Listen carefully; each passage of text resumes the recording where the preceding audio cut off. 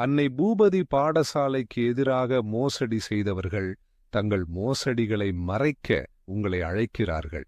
மக்களே, அவதானம். நிறுவனத்தின் தகவல்களை திருடி மோசடி செய்தவர்கள் தங்களுடைய பிள்ளைகளின் அங்கத்தவர் உரிமையை பயன்படுத்தி தாம் செய்த மோசடிகளை மக்களை கூட்டி மறைக்கும் வகையில் ஏனைய பெற்றோர்களுக்கு அழைப்பு விடுகின்றார்கள்.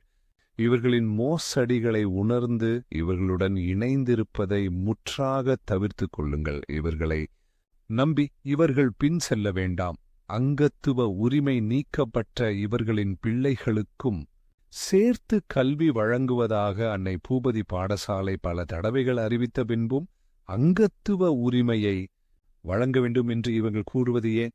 அங்கத்துவ உரிமையை மீண்டும் வழங்கினால் மட்டுமே இவர்கள் செய்த மோசடி செயல்களுக்கான சட்ட நடவடிக்கைகளிலிருந்து தப்பித்துக் கொள்ளலாம் என்ற கள்ளத்திட்டம் தீட்டுகின்றனர் 30 பிள்ளைகள் என்று முதலில் புரளி பரப்பினார்கள். பின்பு 28 பிள்ளைகள் என்றார்கள். பின்பு 25 ஆகி தற்போது 23 ஆக எண்ணிக்கை மாற்றப்பட்டுள்ளது. ரொம்மன் வளாகத்தில் 250க்கும் மேற்பட்ட குடும்ப இலக்கத்துடன் இருக்கும் பெற்றோரில் 5 குடும்ப இலக்கத்திற்கு எதிராக மட்டுமே நடவடிக்கை எடுக்கப்பட்டுள்ளதாக அறிய முடிகின்றது.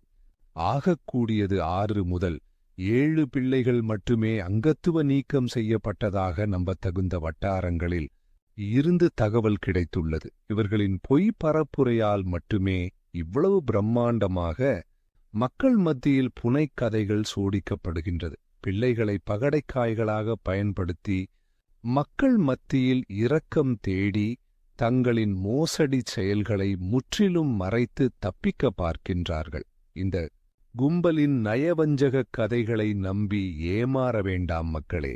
இவர்கள் தாங்கள் நினைத்தது நடக்க வேண்டுமென்றால் ராஜபக்ஷ குடும்பத்தின் கால்களையும் கழுவி விடுவார்கள்.